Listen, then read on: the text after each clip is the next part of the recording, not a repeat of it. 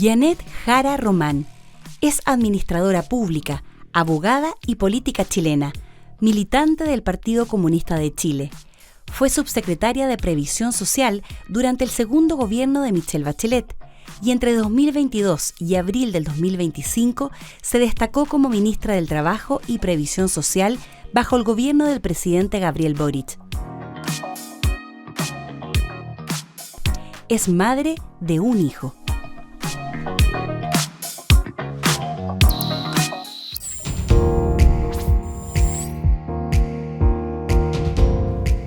Muy bienvenidos y bienvenidas a este nuevo capítulo de Habitar el Cargo, programa que hemos producido desde Déficit Cero, donde buscamos conversar con los distintos candidatos y candidatas a la presidencia de la República sobre su experiencia y su mirada de la vivienda, el barrio, la ciudad, pero desde ahí, finalmente, la sociedad hoy día en Chile.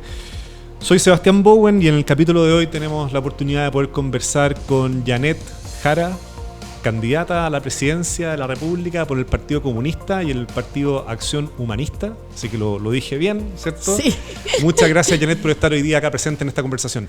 Gracias, Sebastián, por la invitación. Y contenta de poder entregar, ¿cierto?, la visión que tenemos desde mi candidatura para poder solucionar de alguna forma un tema tan complejo para la vida de las personas que es el acceso a la vivienda. Tan central, ¿cierto? Como que tan involucra tantas dimensiones. Sí. Un primer tema que me gustaría como poder conversar contigo y también para que todos te vayamos conociendo cada vez más es tu propia experiencia frente a los temas de vivienda, ciudad, los barrios. Sí. ¿Dónde, por ejemplo, te formaste? ¿Dónde creciste? ¿Cuáles son esos recuerdos que se vienen cuando uno te dice la palabra casa, hogar? Mira, yo lo he contado varias veces porque creo que es bien común a la vida de la gran mayoría. Yo viví allegada buena parte de mi vida, o sea, no solo de mi infancia, sino que también de mi adolescencia. Vivíamos atrás de la casa de mis papás, de mis abuelos, perdona. Mi papá hizo atrás una mediagua. Uh-huh. Mis abuelos tenían es que igual los terrenos antes no eran tan chiquititos. Claro, esto era en Conchalí. En Conchalí, sí. En el Cortijo, sí. Bueno, de hecho la casa de mi abuelo sigue siendo la casa de mis abuelos. Y mi mamá vive al lado, en otra casa y todo. Y vivimos ahí, yo diría como hasta mis 12 o 13 años la primera vez. Y a mis papás les salió casa, como uno dice. Claro. Les salió el subsidio, nos fuimos a vivir al Abrazo de Maipú, en camino a Melipilla. Entonces fue como de un extremo de la ciudad al otro extremo de la ciudad, donde además no había todavía una urbanización, era como sector rural todavía. Como el límite. O sea, claro. Fuera del límite realmente. Claro. Fuera del límite, porque estaba fuera del límite de Américo Vespucio, no existía la ciudad satélite que después trajo un poco más de locomoción para allá, ¿cierto? Trajo una comisaría, nada de eso había, digamos. Igual nos duró poco, porque con la crisis de los 80 mi papá quedó sin trabajo. Entonces tuvimos como 2 años allá y tuvimos que volver donde mis abuelos allegados. Y con después, lo que implica eso de cambio de las redes, probablemente educacionales, por ejemplo, laborales obviamente. Sí, pues yo te cuento una cosa como curiosa, que yo estudié como en muchos colegios, porque iba para allá y para acá, claro. Para allá y para acá. De hecho, la enseñanza media, a los 4 años estudié en 3 colegios. Y al final terminé en un colegio en Estación Central, porque me quedaba equidistante de Maipú o de Conchalí, dependiendo cómo estuviera la cosa, ¿no? Claro. Es como, porque antes estudiaba más cerca de Conchalí, cuando nos cambiábamos a Maipú, tenía que o quedarme donde mis abuelos o pegarme el pique. Y cuando nos veníamos, y al revés, me acuerdo una vez en el Abrazo me tuve que quedar en la casa de una compañera de curso 3 meses para terminar el año, de la Marcela Gaona, que aprovecho de mandarle un saludo. Nunca le he agradecido lo suficiente. El espacio le puede agradecer públicamente. Me permitió terminar 7º básico, claro. Y mis papás ahí tuvieron que volver la primera vez. Y entre medio tuve una experiencia de campamento que fue más breve, pero que el otro día que fui a la actividad que organizó Techo, ¿cierto? Entiendo, con sí. Alianza con Déficit Cero, se me vino bien presente a la memoria. Lo que pasa es que mis papás, Sebastián, eran bien jóvenes. Mi papá ya falleció, pero yo como que estoy alcanzando la edad de mi mamá. Ya la estoy pasando. Además se tiñe el pelo, así que no vale. Bueno, entonces yo me imagino que ellos en su juventud también querían hacer algo que muchas personas quieren hacer, y que ya sea porque viven allegadas o en casas de arriendos o de piezas interiores, no pueden hacer muchas veces, que es como compartir con sus amigos. o poner música más fuerte. Entonces yo me acuerdo en alguna ocasión que deben haber tenido mis papás una discusión con mi abuelo y nos fuimos a un campamento, pero estuvimos como 8 meses. Claro que ahí era más difícil todavía la vida, así que volvimos pronto. ¿Era más difícil por qué? Yo me imagino porque primero donde mis abuelos, si bien nosotros atrás teníamos condiciones bien precarias porque no había agua potable ni electricidad había, pero teníamos piso de tierra, Claro. ¿cómo se llama? Estas ventanas de madera, todo lo que te puedes imaginar. Pero mis abuelos sí adelante tenían todo, entonces nosotros siempre contábamos con ellos. Pero en el campamento no, pues estábamos más solos. O sea, había más gente, pero la verdad no éramos familia, que eso también es tan importante en las redes.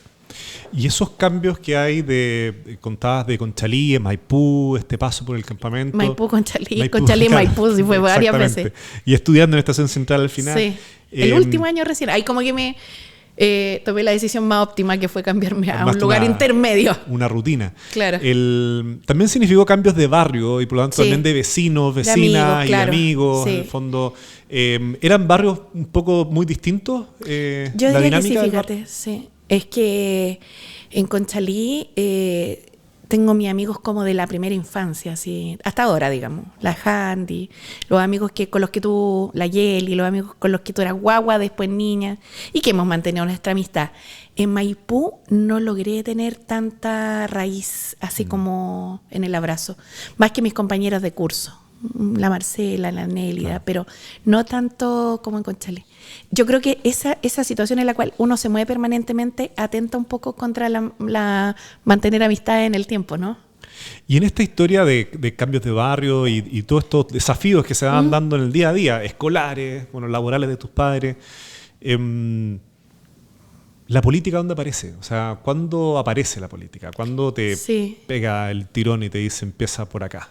Mira, yo tenía muchas ganas de, a pesar de que vivía mi propia situación compleja socialmente, sinceramente uno cuando es más joven o cuando yo era más niña no me daba cuenta porque no tenía comparables, ¿me entiendes? Claro. O sea, realmente, o sea, yo no tenía con quién comparar. De hecho, cuando postulé a la universidad no conocía a nadie que hubiera ido a la universidad, entonces a nadie. Era bien. Claro, a mis profesores a lo mejor del colegio o del liceo, pero tampoco era un tema en los colegios que yo estudiaba que se hablara mucho, así como de acceder nosotros a la universidad.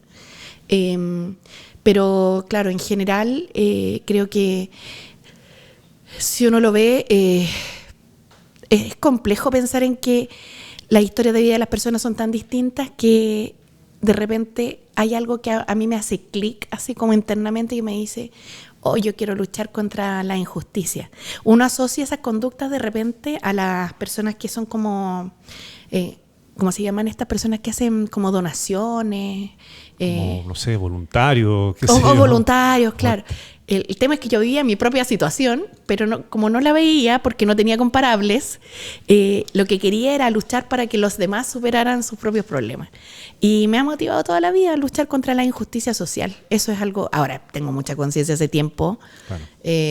Más racionalmente hablando, más que emocionalmente, de las desigualdades estructurales que hay en nuestro país y de cómo se pueden abordar desde la política pública. Pero en la esencia, en la convocatoria, así como a la fuerza del corazón, está como combatir la injusticia. Eso es lo que me motiva. Y yo sé que lo digo y que nadie le crea a los políticos. Pero también sabes que tomamos una actitud de decir lo que de verdad que a mí me motiva. Ahora, espero que la gente lo crea, pero cada uno verá nomás. No, y es importante en la vida probablemente de un político o una política, porque en el fondo necesitas esa motivación, ese ímpetu. La política es muy dura. Sí. Creo que efectivamente es el camino más directo también para combatir la desigualdad, injusticia, sí, claro, o plasmar en concreto los ideales que se tienen. Y en eso te ha tocado estar. Te metiste tan profundamente ahí que hoy día vais de candidata a presidente. Sí, medio salto. Yo creo que igual hay gente que hace política como una carrera profesional. Ya esa a mí no me gusta. Yo creo que uno no está... ¿Qué sería eso, como una carrera así profesional? como pensar en que les va a ir bien, no sé por qué van a ganar tantas lucas, así como van a tener cierta fama. O sea, mejor dedíquense a otra cosa, porque no solo porque la política no es para eso, sino que porque en realidad la política requiere harta convicción. A mí eso me motiva. Yo, mira, después de toda esta parte como que te cuento de mi infancia y mi adolescencia, he tenido un buen pasar en la vida. Me ha ido bastante bien. He podido estudiar un par de carreras, por suerte las pude terminar ambas, y he tenido buenos trabajos. Entonces, no estoy ahora como en primera línea de la política por un interés de esa naturaleza, sino que de verdad que quiero combatir la injusticia y ayudar. Algo hemos escuchado del momento en que decidiste tomar, ¿cierto?, el apoyo de tu partido para poder ir de candidata a presidenta. ¿Pero alguna vez te lo imaginaste en algún momento cuando ingresaste o apareció esta idea? Nunca. No. Ni antes, ni... O sea, lo que pasa es que, ¿sabes qué? Yo creo que como no me imaginé ni siquiera que alguna vez iba a ser ministra. No, como que encuentro que hay gente a la que no le pasan esas cosas, no porque no tenga las competencias, porque me siento bastante preparada para esto y perdón la falta de humildad, pero así lo siento, sino que por la falta de redes, en general. O sea, como que estudian en colegios parecidos, en universidades parecidas, viven en barrios parecidos. Como no era mi situación, dije, pero mira, aquí estamos. A veces una misma se sorprende. Entonces no era algo que me hubiera imaginado. Hay una y entrando también en la materia que nos convoca directamente, nosotros decimos en Déficit Cero que una casa no es una casa, ¿ya? Que una casa es un proyecto, finalmente una casa es un lugar donde construir futuro. Esa es como la idea que está detrás. Y hay algo bien interesante, porque cuando uno tiene, por ejemplo, un proyecto hacia adelante, hay una dimensión de trabajo, por decirlo de alguna manera, que no es únicamente lo operativo de que quiero juntar plata, sino que hay una dimensión también como de trascender, de que estoy trabajando para algo más allá, algo que es más grande que mí mismo únicamente, que para mi familia. Incluso uno podría decir que es una dimensión más, incluso media espiritual, digamos, de trabajar por algo que va más allá de mis límites. Por eso vemos que es tan importante enfrentar este desafío, no solamente desde el punto de vista material, sino que el punto de vista de lo que significa para Chile. Sí, para el desarrollo de las personas. Para el desarrollo del país. Cuando tú ves tu historia de barrios, de casa, y hoy día estás frente a una candidatura presidencial y tienes que plantear un proyecto de futuro para Chile, ¿te hace sentido entonces esa idea de que la vivienda también es hablar del futuro de la gente? Es claramente un proyecto futuro, porque si uno piensa en una patria que tenga mayor cohesión social, hay sectores que no pueden ser descartados, en términos de lo que decía el Papa Francisco, ¿no? Que hay gente en nuestras sociedades que se descarta. Y yo creo que cuando uno ve lo que pasa en los campamentos y ve tanto niño y niña, este debe ser como un tema prioritario, ¿no? Y creo que es futuro porque tiene varias dimensiones. O sea, primero, todo lo que es un derecho humano, ¿no? Derechos sociales, tener un espacio, generar cierta autonomía en las personas, dotarlas de dignidad, pero también tiene que ver con temas asociados a la seguridad pública, al desarrollo personal, a la salud mental, a la vida afectiva, al espacio para la vida sexual, al espacio para compartir con los demás. Yo encuentro que hay varias cosas. Estos años que estuve ministra del Trabajo, un día me tocó, por una circunstancia que yo estaba justo en el sur y Carlos Montes no llegó, entonces me dijo, oye, ¿puedes acompañar la inauguración de las casas? Y de unas casas que se entregaban, del plan de emergencia. Y yo fui y me contaban la historia de las personas, no sé, unas chicas que eran como del comité de vivienda, puras mujeres a todo esto. Claro, sí, 90% de los dirigentes son mujeres. Claro, y me decían, qué rico, ahora vamos a poder celebrar nuestros cumpleaños. Y es como tan importante eso. Yo he acompañado varios años a los comités de llegado a Conchalí. Hay varias dirigentes allá, son como 400 mujeres en realidad que están en esto. Y yo las veo y allá en Conchalí igual las casas no son tan pequeñas porque los terrenos, como te contaba, eran más grandes. Entonces hay como un hacinamiento un poco oculto. Claro. No se nota tanto hacia afuera. Pero claro, cada una quiere tener su casita y arreglarla como una quiera, ¿no? Claro, darle una identidad tu sello, propia, claro. ¿cierto? Sí. El hecho de tener un lugar, de tener un lugar. Siempre hemos dicho que los campamentos son una suerte como de punta del iceberg, entonces, y bajo el agua se esconde una suerte de campamento oculto que es justamente el hacinamiento. Sí. Hoy día son más de 420.000 allegados y allegadas en Chile por razones económicas, no razones de vivir en conjunto con la familia, sino que razones... No es por gusto, digamos. Claro, no es por estrategias de acompañarse, sino que por razones fundamentalmente económicas.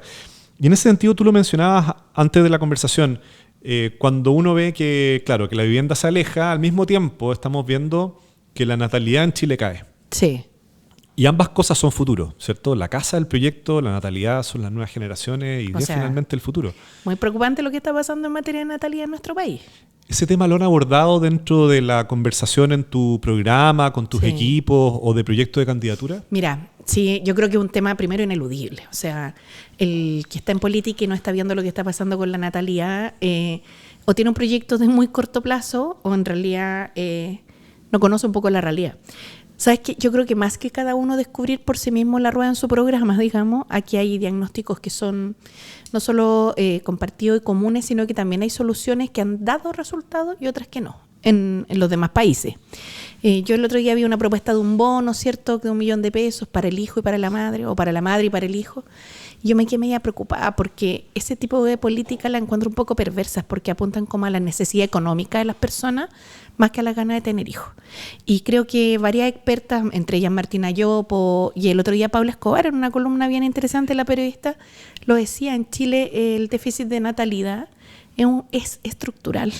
Entonces, te comentaba antes, Sebastián, o sea, la gente que no está en la situación hoy día de campamento o de hacinamiento y pueda acceder a un crédito hipotecario, que se ha hecho bien escaso, la verdad hay que decirlo. Sí, cada día más. Pero claro, que lo hace, que se endeuda por 2 o 3 décadas, resulta que está comprando departamentos de 27 metros cuadrados. Entonces dime, ¿dónde vas a meter un hijo tú? O sea, es que es una realidad. Entonces, en las viviendas tienen que caber los hijos, sino ¿qué incentivo a la natalidad hay? ¿Con qué sueldo los vamos a mantener? Por eso es bueno pasar del salario mínimo al sueldo vital, que es un sueldo para la vida. Y yo diría que una tercera cosa es el tema de los cuidados, sin duda, porque mientras... Si es una opción de una no tener hijos, muy legítimo. Pero si no lo hace porque dice, me voy a terminar quedando sola yo con todo el peso, toda la carga, va a afectar mi vida laboral, mi autonomía económica, mis posibilidades de desarrollo, es bien injusto, ¿no? Así que yo diría que en esas 3 dimensiones uno podría, si quiere de verdad, enfrentar la problemática, detener la caída en las tasas de natalidad, de tener soluciones un poquito más integrales. Y si miramos el otro lado de la ecuación, que también es futuro, que justamente la situación de las personas mayores, sí. Tú has estado muy vinculada, ¿cierto?, a ese tema de manera directa. Una de las principales reformas estructurales que se ha planteado en el gobierno es justamente la reforma de pensiones, donde tú has tenido un rol bien protagónico. Y las pensiones, como la vivienda, toca directamente el futuro de la gente. Entonces, ¿cómo ir dando respuesta a una sociedad que se va envejeciendo, que va teniendo nuevas necesidades en materia de cuidado, en materia de ciudad, en materia urbana, en materia de un acceso a la vivienda que tiene que ser también distinto, sí. ¿cierto? Entonces son varios desafíos. No pido que me lo respondas todos, si sabemos que son temas súper complejos, pero ¿por qué luces ir tocando esos temas? Mira, hay un tema ahí que yo creo que lo voy a vincular al descenso de la natalidad, porque mira, hay una parte que tiene que ver con que los cánones de la antigua familia donde habían un padre, una madre y 5 hijos, culturalmente ya han sido como dejado un poco más en el olvido y hay un poco más respeto por la autonomía de cada uno, y me parece muy bien. Pero si uno lo mira desde la política pública, los países aspiran a tener una tasa donde hayan nacimientos que permitan, ¿cierto?, que la sociedad siga funcionando hacia el futuro, que quienes son jóvenes después en el futuro puedan aportar también a quienes son mayores, que la fuerza de trabajo se renueve, que las pensiones se puedan financiar, todo lo que nos podamos imaginar. Y estamos en un escenario bien crítico respecto de eso. Yo lo veo desde la perspectiva, por ejemplo, de la salud. Y la verdad, la población chilena está envejeciendo aceleradamente. Nos faltan geriatras, nos faltan reumatólogos y hay que tomar medidas y prepararnos para eso. Lo veo en pensiones y en el 2050 van a haber 4,5 millones de personas en la PGU. Brutal. Y eso significa costo directo fiscal, digamos. Entonces, si uno ve aquí, incentivar la natalidad es fundamental para poder tener todos una vejez mayor. En torno al tema de la vivienda, sin duda creo que han surgido algunas iniciativas de viviendas para personas de la tercera o de la cuarta edad que son interesantes porque el tema de la accesibilidad es muy complejo. Yo me imagino que tú con tu experiencia, ¿cierto?, seguramente sabes más que yo sobre el punto, pero yo veo unas casas, por ejemplo, que son de 2 pisos. Y muchas veces cuando los vecinos llegan a más mayores, los comedores o los living se convierten en el dormitorio. Claro. Porque ya no pueden subir. Entonces parte de una realidad de la cual hay que hacerse cargo porque lo otro es seguir como si aquí no pasara nada es como los debates que no se dan, ¿no? Y que quedan invisibilizados. Janet, y en esa línea, los mismos temas que estás planteando tú, los temas del envejecimiento de la población, la natalidad como un desafío relevante, los mismos temas de vivienda incluso. Sí. Con las distintas candidaturas que hemos ido conversando aparecen el tema de la seguridad, ¿verdad? Aparecen temas que son fuente o tierra fértil para importantes acuerdos duraderos en el tiempo. Si alguien sabe de acuerdo, en el último tiempo, es la persona que tenemos sentada acá al frente. De construir acuerdos que puedan ser sostenibles, digamos, en estas materias. Y eso que viniendo tú, en el fondo, de un lugar de la política específico, ¿cierto? Con un domicilio fijo en la izquierda. Con un domicilio fijo. Claro, que algunos tratan como de construir como de extremo, pero la verdad es que los hechos hablan por sí solos, ¿no? ¿Y cómo construir esos acuerdos? Mira, ¿Cómo llegar desde ahí, por ejemplo, a un acuerdo con el mundo empresarial, con el mundo social, con los distintos partidos políticos en estas temáticas? ¿Qué pistas darías en el fondo para ir construyendo esos acuerdos? Yo creo que lo primero es tratar de tener un diagnóstico común respecto de la gravedad del problema que enfrentamos. Si tú recuerdas lo que pasó para el estallido social, muchos dijeron que no lo vieron venir, después hubo la pandemia también fue bien demoledora, digamos, socialmente, con muchas dificultades que se expresaron en que las personas quedaron de un minuto para otro sin ingresos, o sea, brutal. Pero los primeros años después de eso logramos construir acuerdos. A mí me tocó además liderar el tema de las 40 horas, salario mínimo, ¿cierto? La misma ley Carini y la reforma previsional. Pero espero que ese ánimo no se agote, porque si nosotros empezamos a negar la realidad o la desigualdad subyacente que hay en la convivencia social, esto es cosa de tiempo de nuevo. O sea, no digo que vaya a haber otro estallido social en 2, 3 o 20 años más, no tengo idea. No ese es el punto. El punto es que en Chile la gente no se merece vivir así. Entonces, si tú me preguntas a mí, yo haría un pacto ahora en el tema de la vivienda que tuviera por lo menos 2 componentes. El primero de ellos, que creo que ha sido muy interesante, el plan de emergencia habitacional. Yo he escuchado a otros candidatos decir que van a construir 600.000 viviendas en su gobierno. Yo te podría decir, ¿por qué no construimos 2 millones? Y total, como que en decir cifra parece que a algunos les da lo mismo. Pero el Estado tiene cierta capacidad acotada, también la industria de la construcción en Chile. Entonces uno podría pensar en algo más de 300.000, pensando además la experiencia de estos 4 años que ha sido bien intensa. Pero también en este estudio, ¿cierto?, que presentó Techo, se da cuenta de que para acercarnos al déficit cero hay una brecha muy relevante. Muy relevante porque pocas de esas viviendas han ido a campamentos. Por lo menos a mí me quedó clarísimo con el estudio. Entonces yo dirigiría una política más hacia allá, porque no da lo mismo la situación en la que están los niños que viven en los campamentos. Hay un tema de vulnerabilidad importante. Además, el 70% de las personas que están en campamentos están organizadas en comités de vivienda, y evidentemente hay que poner ahí también una apuesta por tratar de regularizar esa situación. Y por otro lado, haría un pacto en torno a una cosa que creo que es importante para prevenir situaciones en el futuro, que es hacer, junto con los empresarios, en particular de la construcción y de la banca, un programa especial para el acceso a la vivienda de los jóvenes entre 25 y 35 años. ¿Por qué en ese rango? Porque hoy día creo que hay así como en mi generación tener la casa propia era muy importante, hoy día hay como una sensación de una imposibilidad total para acceder a la vivienda. Incluso los jóvenes que estudiaron en la universidad, que tenían como una promesa de movilidad social que no necesariamente se ha ido cumpliendo y que además se ven endeudados con el CAE. O sea, eso puede ser una fuente de frustración bien tremenda. Sobre todo que tal vez es la primera historia, la primera vez en la historia de Chile que una generación puede ser incluso más pobre que su generación anterior, específicamente por el tema de la vivienda. Por lo mismo creo que es importante poder hacerse cargo de esto con una visión un poquito más de largo plazo, 4 años. Y creo que un tema en torno a la vivienda puede ser dar condiciones prioritarias para esa generación, que uno podría decir, ¿por qué a ellos no a los mayores? Bueno, entre otras cosas, porque en Chile los créditos hipotecarios son bien de largo plazo. Claro. Entonces alguien que hoy día tiene 50 años tendría que trabajar hasta los 80 para pagar una casa. Hay como una especie de costundido que ya la sociedad va a tener que asumir, pero no quiere decir que no pueda avanzar en distintas líneas. Entonces los jóvenes de hoy, 25, 27, 30, 33 años, podríamos hacer un esfuerzo para que después no estén en la misma situación que están los adultos de hoy o los adultos mayores de hoy.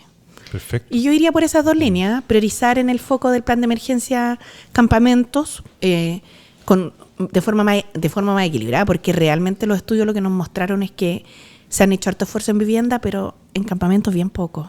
Y por otro lado, el tema de un crédito para los jóvenes, pensando en cómo esto lo resolvemos hacia el futuro, porque solo una palabra, si me permiten más, Sebastián. Sí. El micrófono es suyo, Janet, así que... No, es que yo veo, mira, la situación de los jóvenes que han ido a centros de formación técnica, institutos profesionales, universidades que a lo mejor no son de las más conocidas en estos rankings nacionales o internacionales, y realmente como que lo hicieron con el compromiso como de una promesa social de ascenso o de movilidad, de mejorar su vida, la de su familia y en consecuencia la de la sociedad. Y no veo que eso esté pasando, ni que vaya a pasar. Y lo veo incluso en gente que uno conoce muy de cerca, ¿no? Sí, pues. Donde la vivienda ni siquiera es un tema. Llamamos la fragilidad habitacional, que hoy día gran parte de la población tiene algún nivel de fragilidad habitacional. Sí, está siendo fuente de estrés el Sí. tema del arriendo o el tema del dividendo, la casa. Incluso una cifra que sacamos que más de 800.000 hogares hoy día en Chile no pagan más de un 30% de sus ingresos solamente en el arriendo. Entonces, sí. Ahí está focalizado todo aquello.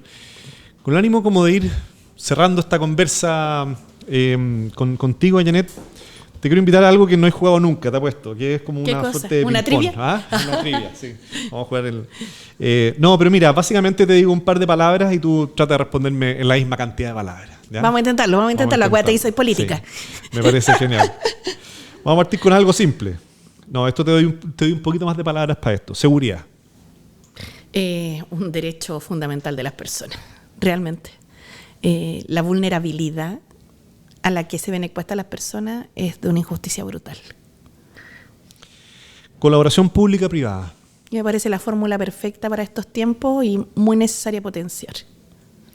Tus prioridades 1, 2 y 3 del futuro gobierno. Crecimiento con trabajo decente, mejorar la salud pública y abordar los temas de seguridad pública sin complejos. Y si yo te preguntara por algún candidato o candidata actualmente a la presidencia de la República, que tú dirías, me gustaría ser vecino o vecina de ella. ¿Vecino o vecina? Sí. ¿No te creo? A ver, no lo había pensado. ¿Te gustaría tener el mismo barrio, el mismo condominio, ahí mismo? ¿Quién podría ser? No sé, de repente Gonzalo Winter. Es que lo encuentro entretenido, entonces capaz que nos juntamos así a conversar un rato después. Genial. ¿Cómo te ha ido la campaña? ¿Cómo te ha ido a ti? Un poco lo que hacen los vecinos, ¿no? Y la pregunta respecto, si te dijera la palabra arriendo, ¿qué te pasa? Chuta, me gustaría que tuvieran lo que tienen en otros países, una banda razonable de precios a los cuales las personas puedan acceder. Y van a decir comunista, fijadora de precios. Pero lo que pasa es que en los países donde tienen incluso las economías más neoliberales, los arriendos igual tienen ciertas regulaciones que aquí nomás se ven como raras, pero que producen acá una distorsión tremenda en los precios que las personas pueden acceder a una vivienda. Entonces hay que ser un poquito más razonable y abrir un poquito más la cabeza. ¿Hoy día la casa propia es un sueño o una pesadilla? Yo diría que hoy día la casa propia ni siquiera está en el horizonte de las personas. Se ve como un imposible, más que un sueño pesadilla. Un imposible. Y es tremendamente doloroso. ¿Y para ti qué sería el sinónimo de futuro de Chile? Cohesión social. Y eso significa no solo que cada niño tenga un techo donde guarecerse con su familia, sino que ojalá también tenga su pieza y su camita. Janet, te queremos agradecer un montón esta conversación. Te tenemos un pequeño regalo, así Gracias. que... La llave de mi casa propia. Claro, te salió. No, y es un presente muy simbólico que pensamos justamente para aquellos que quieren llegar a la presidencia de la República, con lo que significa. Si te das cuenta, lo puedes ahí abrir. No te preocupes, sí, es un plomo. No. Es un plomo justamente que se usa para construir. ¿Ya? La gracia del plomo es que apunta directamente el centro de gravedad y desde ahí tiene una línea vertical que permite construir instituciones sólidas, construcciones sólidas, rectas, robustas, que es como esperamos que fueran nuestras instituciones también, pues, para justamente los desafíos que tenemos. Y lo que buscamos es que en el lugar donde estés, siempre al mirar eso te recuerdes que nada, pues el centro es las personas finalmente para las cuales estás trabajando. Así que me gusta, porque apunta hacia la tierra, que es como un cable a tierra. Exactamente. También, mira tú, distintas interpretaciones. Pero muchas me encantó. Gracias. Pero muchas gracias por estar hoy día. Gracias. Que estén muy bien.